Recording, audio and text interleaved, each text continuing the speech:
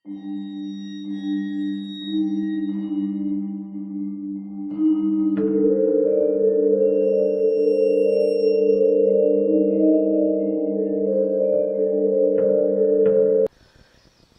ගොනුවක් පරීක්ෂා කරමින් හිටපු පොලිස් නිලධාරියෙක් හදිසියෙම ආපු දුරකථන ඇමතුමට ප්‍රතිචාර දැක්වුවේ සුපුරුදු ආකාරයට. මොකක්? මිනිස්සෙක්ව මරලා වල දාලා තියෙනවා? කොහෙද? හරියටම ලිපිනේ කියනවද? කතා කරන තමුන් කවුද? එසේ පිළිවෙලට අසා දැනගත්තත් ඇමතුම ලබා දුන් තැනැත්තා තමන්ගේ අනන්‍යතාවය සඟවාලමින් දුරකථනයේ විසන්ධි කරේ බීප් බීප් හඬ පමණක් ඉතිරි කරමින්. වහාම ක්‍රියාත්මක වූ ඔහු අදාළ ලිපිනය අපරාධ අංශයේ ප්‍රධානියා වෙත ලබා දී තමන් අසා දැනගත් සියල්ලම පවසන්නට වුණා. අයිසි ධර්මසිරි, නිර්නාමිකයි නම් අනිවාර්යයි දෙයක් තියෙනවා. බලමු. මේකට දානවාර අලුත් කොල්ලව. බලමු මිනිහා වැඩේ කරාවිද කියලා.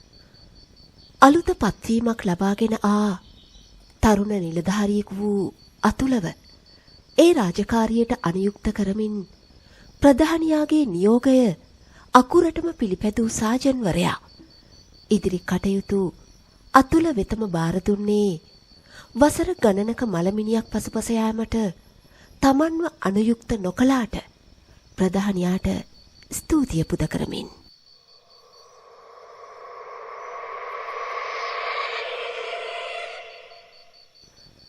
නිර්නාමිකව ලද දුරකථන ඇමතුමක්. එහි සඳහන් වෙන්නේ මිනී මැරුමක් නිසාම කුතුහලයෙන් පිරි නවක නිලධාරියා තවත් අයෙක් සමග අදාළ ලිපිනයට ගොස් පරීක්ෂා කරන්නට වුණා. වසර ගණනකින් කිසිවෙක් පදිංචි නොවූ නිසා දිනෙන් දින ජරා ජීර්ණ වී ගිය නිවසක්. එහි ඇති අමුතු මූසල গুপ্ত බව තැකීමකට නොගත් ඔවුන් කරා වැටුණු උළුවස්සේ අස්සෙන් නිවස තුලට පිවිසියේ නාසය අකුළුවන පුස්ගඳ උහුලා ගනිමින්. දුරකථන ඔත්තුවට අනුව ඒ නිවසේ එක තැනක කටු සිමෙන්තිය බොල් බව දුන් ආරංචිය නිවැරදි බව තේරුම් ගිය අතුල එතන බොහෝම පරීක්ෂාවට ලක් කළා. මනෝරත්න, අල්ලලා බලන්නකෝ. මෙතන හරි අමුතුයි. මම කියන්නේ අමුතුම බොල් ගතියක්. තමන්ගේ සගයාට එසේ පැවසුවා. ආවට ගියාට මෙතන හාරන්න බැරි බව දන්නා අතුල ඉහළ නිලධාරියාවත් දැනුවත් කොට ඉක්මන් වුණා. එකම කුළුගෙඩි පහරකින් බොල් සිමෙන්ති පොළව පුපුරා ගියේ හැරීම ලේසි කරවමින්. පොලිසිය කුලියටගත් කුලීකරුවන් පරෙස්සමට බිම හාරාගෙන යන්නට වුණා. නිර්නාමික ඔත්තුව 100% නිවැරදි බව ඔප්පු කරවමින් මිනි අස්ති කැබලි එකින් එක මතුවෙන්නට වුණේ වටපිට එක් රැස් වී සිටි පිරිස් පුදුමයට පත් කරවමින්. මේක පාළුවට ගිහින් දැන් අවුරුදු 20කට වැඩි සර්. අනික ළඟපාත කෙනෙක් අතුරුදහන් වෙලා නම් පොලිස් පොතේ හරි මයේ ගාව හරි සටහන් වෙනවනේ. වසම බාර ග්‍රාම නිලධාරියා පොලිසියේ පරීක්ෂණ කටයුතු සඳහා තම සහාය එලෙස ලබා දෙන්නට වුණා. මිනි ඇට කැබිලි ඉදිරි පරීක්ෂණ කටයුතු සඳහා බාර දුන් අතුල මහාචාර්ය වීර කැටියගේ අර්ථ විරහිත මුහුණ දෙස බලා සිටින්නට වුණා. සෑහෙන්න දිරලා ගිහින්. හැබැයි උකුල් ඇටවලින් කියන්න පුළුවන් පිරිමියෙක් කියලා. මහාචාර්යවරයා එසේ පවසාගෙන ගොස් හිස් කබල අතටගෙන ඒ මේ අතහරවා තරුණ හාදයෙක්. උඩු ඇන්දේ දත් කිහිපයක් කැඩිලා ගිහින් තියෙන්නේ මොට ආයුධයකින්. ඒ ඇරෙන්න අනිත් දත් හොඳින් තියෙනවා කියන්නේ තරුණ හදෙක්. එසේ පවසා සටහන් කීපයක් දමාගෙන නිලධාරීන්ට පැවසුවේ මින් වසර 20කට 25කට පෙර කිසිවෙකුගේ අතුරුදහන් වීමක් පොලිස් පොතක සටහන් වී ඇද්දැයි සොයා බලා කටයුතු කරන ලෙසටයි.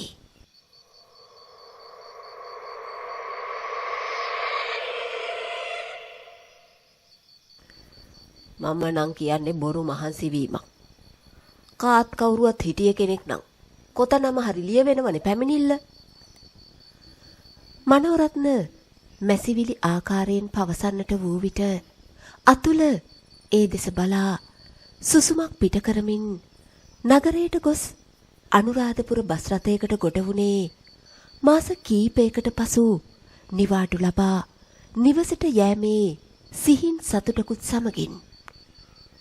වෙනදාට හුස්මක් ගත නොහැකි අයුරට සෙනග පිරෙනා එහි අද ආසන ගණනට පමණක් පිරී ඇති නිසා එයත් සැනසීමක් කර හරිබරි ගැහි ඉඳගත් අතුල පියාගත් දැස් යලිත් අරින්නේ අතරමඟ තේ කඩයක් අසල නතර කළ බස් රථයේ සහායකගේ හඬින්. ඔය කට්ටිය කාලා තේ බීලා එන්න. ආය නවත්තන්නේ නැහැ. ඇසුණු හඬ නෑසුනාසේ දැස් වසා සිටි අතුල ගැස්සී දැස් හැරියේ උඩ තිබුණු යමක් තදින් තම හිස මතට වැටීමත් සමගයි. අනේ සමා වෙන්න පුතේ මයේ අතලේසුවා.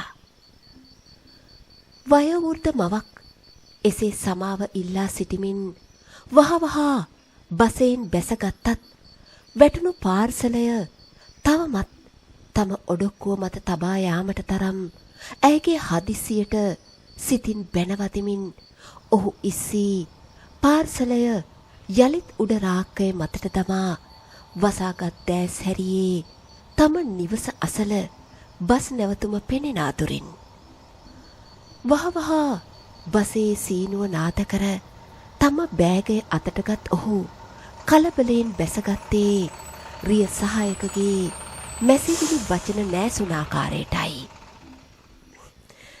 බස් එක නවත්තපු විදිහට මට තේරුණා මෙයා තමයි කියලා. මොකෝ අදත් නින්ද ගියාද?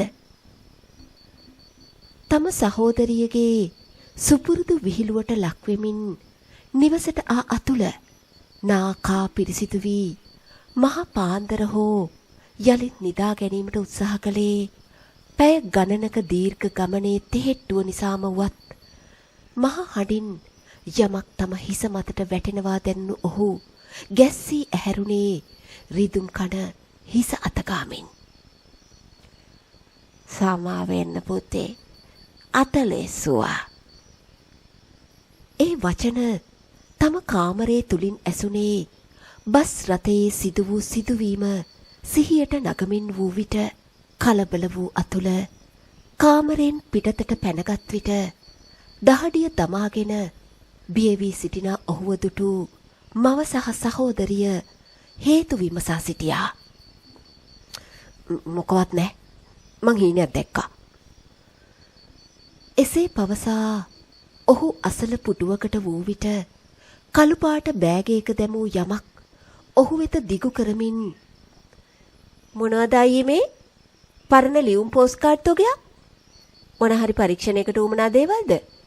ඔයාගේ බෑග් එකත් එක්ක තිබුණේ. එසේ පැවසූ විට වහාම එය හඳුනාගත් අතුල මාරු වෙලා මම වෙන කෙනෙක් එකක් අරන් බැහැලා. එසේ පවසා උදෑසන 6ට පෙර ඩිපෝවට ගොස් පෙරදා තමන් පැමිණි බස් රථයේ සහායක මුණ ගැසී පාර්සලය ඔහු වෙත දික් කළා. මහත්තයා පොලිසිය නිසා හිතාමතාම කෙනෙක් දීලා ගියාද කවුද දන්නේ? අනික මේ අවුරුදු ගාණක් පරණ ලියුම් පෝස්ට් කාඩ්. මේ ෆොටෝ. සහායක පවසන්නට උනේ ඉටි මල්ල ඇද බලමින්. සැබෑවක්. අකුරු බොඳ වූ ලියුම් කඩදාසි තොගයක් සහ අපහැදිලි ඡායාරූප කිහිපයක් එතුල තිබුණා. යම් කිසි සිතුවිල්ලක් නිසා නැවතත් එය ලබාගත් අතුල නිවසට පැමිණියේ ප්‍රශ්න 1000ක් හිත තුල සිර කරගනිමින්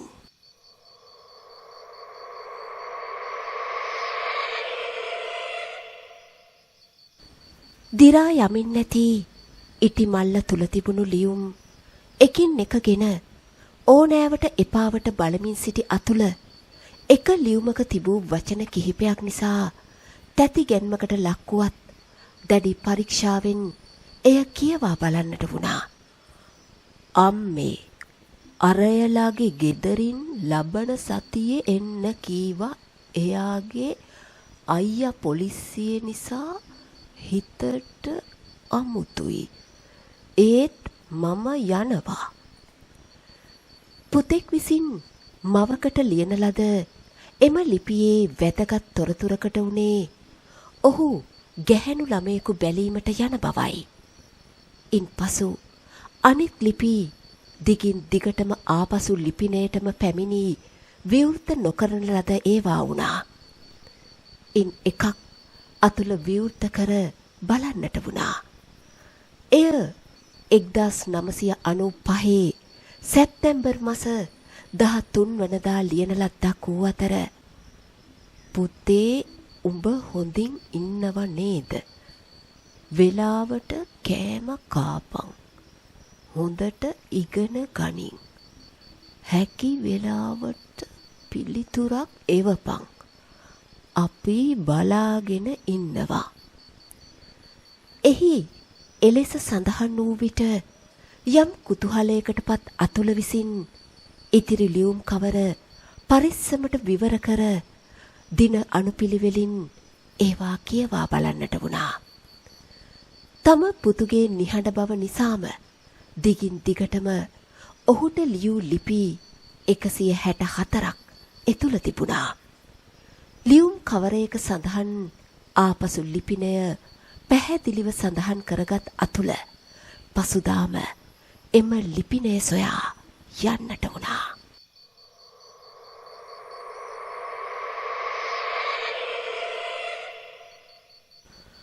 බොහෝම ලස්සනට ඇමදූ වැලි මිතුලක්. ගලින් බැඳ ටකරන් ගැසූ කුඩා නිවසක්. මොහොතක් ඒ දෙස බලා සිටි අතුල යතුරු පැදියේ නලාවනාද කළා. ගවුමක් ඇඳ ඊට උඩින් චීත්තයක් ඇති කතක්. දෑතම චීත්ත පොටේ පිසදා ගනිමින් මහත්තයා කාවද හොයන්නේ කියා විමසන්නට වුණා. මේ අසිත වික්‍රමගේ ගෙදරද? එසේ ඇසූ විට දැස් විසල් කරගත් කාන්තාව මහත්තයා කොහොමද අපේ මල්ලිව දන්නේ? එයා හොඳින්ද? අනේ විස්තරයක් කියන්නකෝ. ඒ මගේ මල්ලි. මැදි වයස අවසන් කරමින් සිටිනා කාන්තාව දැසේ කඳුළු පිස දමමින් දහසක් ප්‍රශ්න අසන්නට වූ විට Taman ඔහුව නොදන්නා බවත් ලිපි බෑගයක් අහම්බෙන් Tamanට ලැබුණු බවත් ඔහු ඇයට පැහැදිලි කරන්නට වූ විට බලාපොරොත්තු කඩ වූ ලෙස දිගු සුසුමක් පිට කළ ඇය අසල ගල් පඩියක වාඩි වී ඉකිබිඳ හඬන්නට වුණා. අසිත කියන්නේ මගේ මල්ලි. විස්තරයක් නෑ අවුරුදු ගානකින්. අපේ අම්මා ඔය ලියුම් මිටියත් උස්සගෙන නොගිය දිහාවක් නෑ. නොකල දෙයක් නෑ. නොදාපු පැමිණිල්ලක් නෑ. සමහර තැන්වලින් පැමිණිල්ල ලියාගත්තේ නෑ. බැනලා එලව ගත්තා. අපි දුප්පත් මිනිස්සු නිසා. සමහර තැන්වලින් කීවේ හේනක් කුඹරක් කොටාගෙන ඉන්නේ නැතුව විශ්වවිද්‍යාලේ යවුවේ ඕක කරගන්නනේ කියලා. අදටත් අපි දන්නේ නැහැ ඌ ඉන්නවද මැරිලාද කියන්න. ඇයගේ වචන විටක දුකින් සහ තවත් විටක ආවේගයෙන්. එයා ගෑනු ළමෙක් එක්ක සම්බන්ධයක් තිබ්බද? අනේ සමාවෙන්න ඕන. මං ලියුමක් දෙකක් කියෙව්වා. ඒකයි අහන්නේ. ඇයගේ අසලින්ම ඉඳගත් අතුල සමාව අයදිනා ස්වරයෙන් විමසා සිටි විට ඔව් කෙල්ලෙක් හිටියා. බොහොම ලස්සනයි. දිග කොණ්ඩයක් තියෙනවා කියලා මල්ලි කීවා. ටිකක් සල්ලිකාර පවුලක් කියලාත් කීවා. ඇය හිස කසමින් සිහි කරමින් වර්ෂ ගානක මතකයන් අවදි කරන්නට වුණේ තම සහෝදරයාගේ මතකය අලුත් වීමේ සතුට මූණට නගා ගනිමින්. ඉන්පසු අතුල අත තිබූ ඉටි මල්ලගෙන එය ඇතුළ මේ අත බලා පරණ ඡායාරූපයක් අතටගෙන යෝලක් සිටින රූපයක් අතුලට පෙන්නා.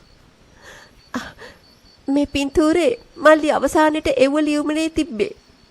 මේ ඉන්නේ මල්ලි. මේ ඉන්නේ කෙල්ල.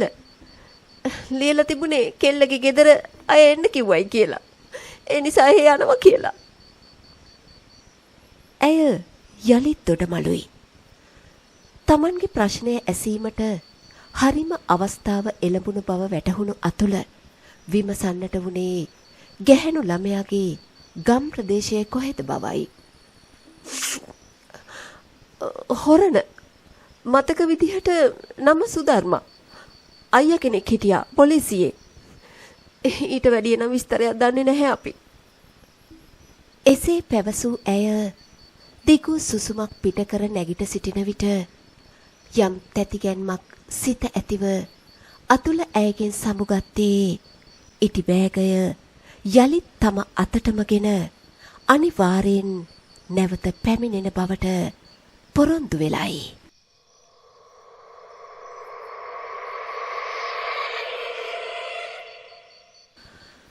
යම් කිසි තැනක බොහෝම බරපතලට යමක් සිදු වී අසිත වික්‍රමට පමණක් නොව සුධර්මාටද විශාල අපරාධයක් සිදු වී ඇති බව තේරුම්ගත් අතුල නිවසට යන පාර මගහැර වෙනත් පාරකට හැරී කිලෝමීටර් ගණනාවක් පැමිණ විශාල වගා භූමියක ගේට්ටුව ඉදිරියේ යතුරු පැදිය නවතා එහි කුඩා ගේට්ටුවෙන් ඇතුළට රිංගාගෙන ගොස් ගොඩනැගිල්ලක් ඉදිරියේ නැවතී කීප වරක් එහි දොරට තට්ටු කරන්නට වුණා.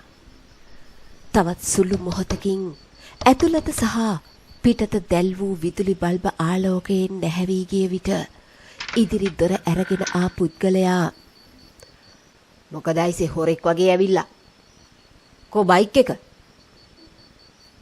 එසේ විමසූ විට කිසිදු පිළිතුරක් නොදීම ඇතුළට ගොස් අසුනක වාඩි වුණු අතුල තාත්තා අසිත වික්‍රම කියලා කෙනෙක්ව දන්නවද? එසේ විමසන්නට වුණා. අතරෙන්දී විදුලි පන්දම එකවරම අතහැරී ගියත් කෝප සහගත බැල්මක් අතුල දෙසට යොමු කළ අනිල් ගුණතිලක වූ අතුලගේ පියා තමුන් කාගෙන්ද ප්‍රශ්න කරන්නේ?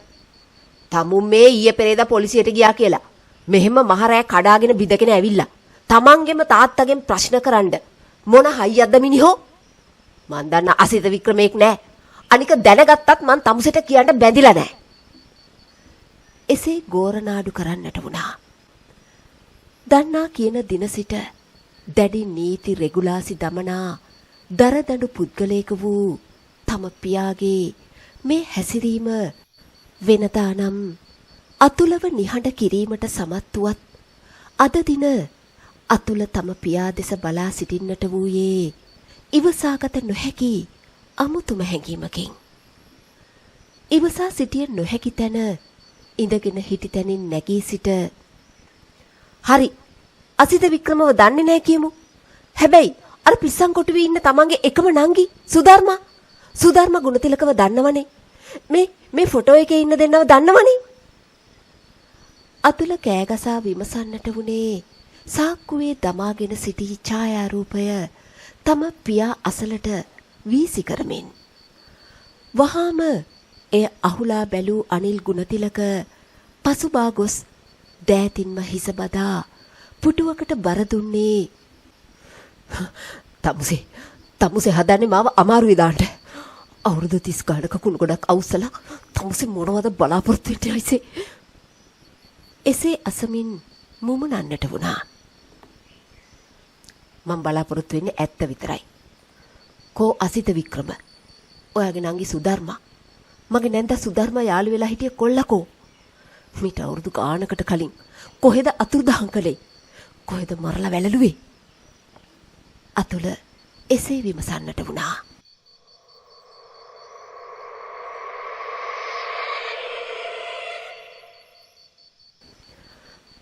අසිත කියන්නේ අඩු කුලේ එකෙක්.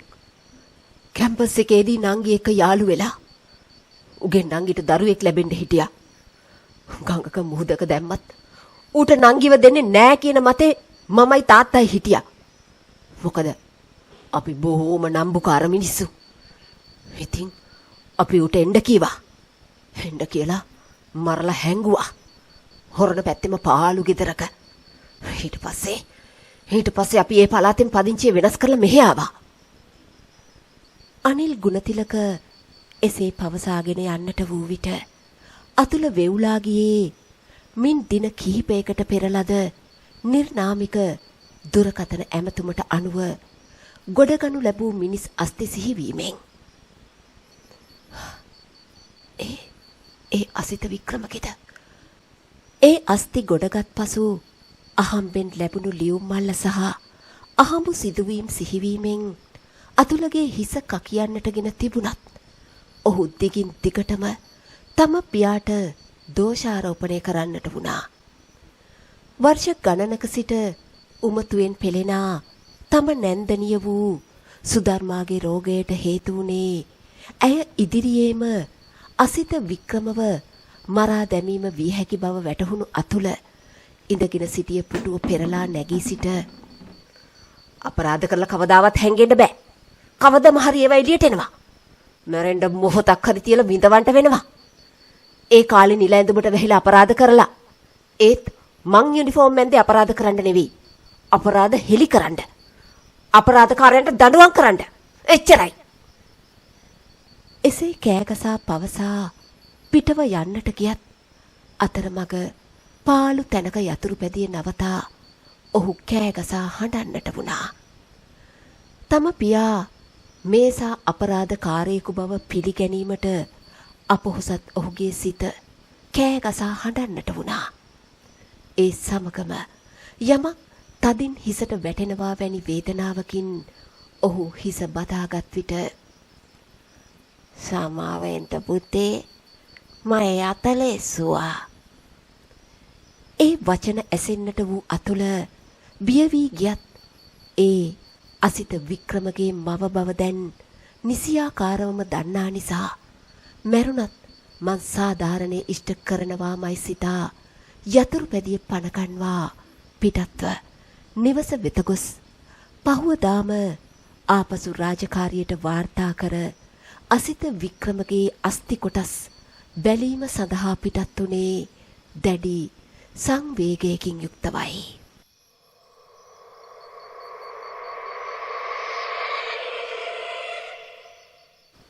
නෑ, මම කලින් කීව දේවල් හැරෙන්න වෙන කිසිම අලුත් දෙයක් නෑ. වැළලුණ අභිරහසක් විතරයි. මහාචාර්යවරයා අතුලගේ විමසීම් වලට පිළිතුරු සපයන්නට වුණේ කළු ඉටි බෑගයකට දමා ලේබල් කළ අස්ති කොටස් දෙස උවමනා එපාවට බලමින්. තම සිත තුළ දහසකුත් පිළිතුරු තිබුණත් ඒවා රහසක්ව තබා ගනිමින් නේවාසිකාගාරයට ගිය අතුලට හදිසි කැඳවීමක් ලැබෙන්නේ අතුලගේ තාත්තට අමාරුයි කියලා මැසේජ් එකක් ආවා. ආපහු යන්න කියා වූ විට එදිනම රාත්‍රියේ නිවසට පැමිණි ඔහු දකින්නේ මල ගෙදරකට සූදානම් කරන තමන්ගේ නිවසයි. තමන් දුටුවනම අම්මා සහ නංගි කෑ ගසා හඬා වැළපෙන්නට වූ විට පෙරදාද හොඳින් සිටි පියාට කුමක් සිදු වුණිදැයි ඔහු හිතවතුන්ගෙන් විමසා සිටියා. අප්පා හරියටම ඔළුවටනේ වෙඩි තියාගෙන තිබ්බේ. වෙඩි සද්දෙට ෆාම් එකේ වැඩ කරපු කොල්ලා බලනකොට දැකලා තමයි ඉස්පිරිතාලට ගෙනිච්චේ.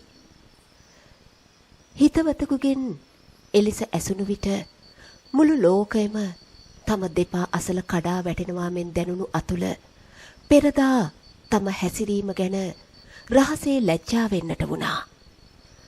මරණගෙන් දින දෙකකට පසු ලියාපදිංචි තැපෑලෙන් අතුලගේ නමට ලිපියක් ලැබෙන්නේ තම පියාගේ අත් අකුරු වලින් වූ විට රහසේම එය සංගවාගත් ඔහු කාමරයට වී එය විවර කර කියවන්නට වුණා. අනිල් වික්‍රමව මරලා වැළලුවා. එතකොට මගේ නංගිගේ බඩට මාස 3ක්. නංගිගේ ඇස් ඉස්සරහම ඒ කරපු අපරාධයේ ප්‍රතිඵල උනේ සදහටම එයා උමතු රෝගියෙක් උන එකයි. ඒත් එයා ලස්සන දරු පැටියෙක් බිහි කෙරුවා. එතකොට මං කසාද බැඳලා අවුරුදු 2ක් වෙලත් අපිට දරුවෝ හිටියේ නෑ. ඒ නිසා නංගිගේ දරුවා අසිතගේ දරුවා අතුල විදිහට අපි හදා වඩා ගත්තා.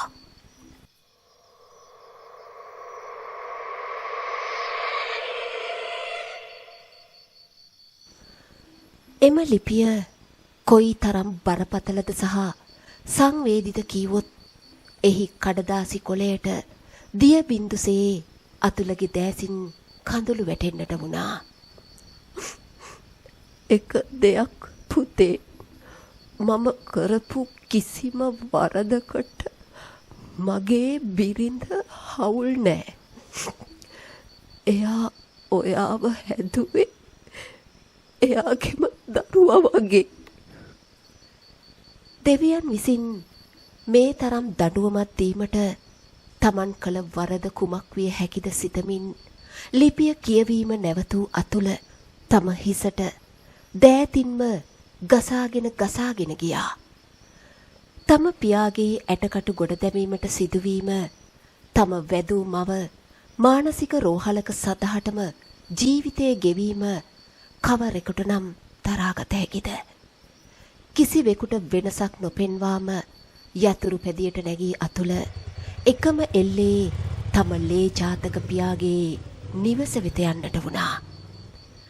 කීප වරක් නලාව නාද කළද කිසිවෙකු එළියට නොපැමිණීම නිසා ඔහු හඬ නගා කතා කරන්නට වූ විට ටිකක් දුරක සිටි මිනිසෙක් ඔහුගෙන් "මහත්තයා කාවද හොයන්නේ?" එසේ විමසන්නට වුණේ විමතියෙන් වගේ. අතුල තමන්ට මෙහි පදිංචිකාරියකව මුණ ගැසීමට අවශ්‍ය බව පවසන්නට වුණා. "මහත්තයා, මෙහෙ හිටියේ ඩිංගිරි අම්මයි රමණි. ඩිංගිරි අම්මා මැරුණේ අතුරුදහන් වෙච්ච පුතාව හොයන්ට ගිහින් හැප්පිලා. ඒ දුකට රමණි බැරිලත් දැන් අවුරුදු 5කට වැඩි." ඒ වචන ඇසුණු අතුල නොවැටී සිටින්නට තදකොට යතුරු පැතියේ හැඬලේ අල්ලා නොගන්න ඔහු බිම ඇද වැටෙනු නොඅනුමානයි. "මං ඒත් මේ බැලුවේ අසිත වික්‍රමගේ හැඩරුව තියෙන නිසා. අසිතයි මමයි එක පන්තියේ. අර තියෙන්නේ අපේ ගෙදර. එන්න මහත්තයා, මොනවා හරි බීලා යන්."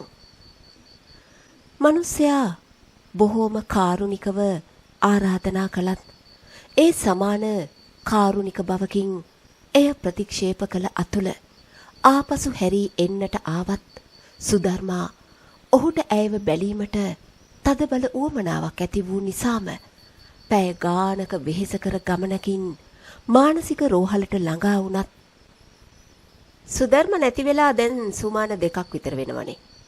අපි පණිවිඩේ අනිල් ගුණතිලකට දැන්නුවානේ. මැරෙන්න කලින් එයාට කෝල් එකක් අරන් ඉල්ලුවා පොලිසියට. ඉතින් අපි ඒකත් අරන් දුන්නා. රෝහලෙන් එලෙස පැවසූ විට දැසට කඳුළු පුරවාගත් අතුල ඇයව වල දැමූ තැන අසා දැනගෙන එතනට ගොස් කිරි දරුවෙකු මෙන් හඬා වැටෙන්නට වුණා. Taman එකම එකවරක් ඇයව රෝහලේදී දුටු අයුරුත් එදින මගේ දරුවා දීපං කියා ඇය කෑ ගැසූ අයුරුත් සිහි වී ඔහු යලි යලි හඬා වැටෙන්නට වුණා. තම මව වල දමා තිබුණා. පියාගේ අස්ති ගොඩ දමා තිබුණා. සියල්ලටම වැරදිකරු සියදිවි හානි කරගෙන තිබුණා.